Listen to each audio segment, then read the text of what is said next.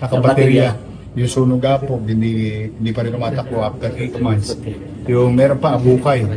So, but those are the things that is being subject to Senate investigation.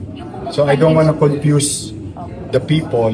No, ako, ang gusto ko, yung pag tinanong tayo ng Manileño, anong ginawa natin? Ito ginawa natin. Ito ba yung tama? Or it's up for the people to decide.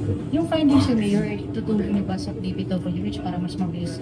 Ibaban kasi namin sila pag hindi sila nagbayad sa Maynila.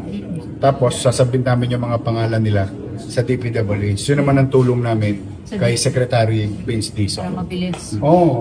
Yun naman ang partisipasyon namin. Saka ano na siya? Specified.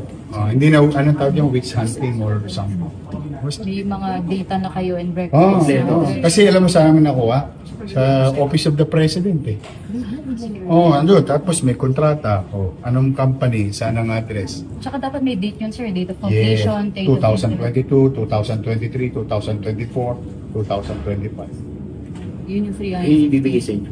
Sige, sir. Yes, ulit ba? Okay na.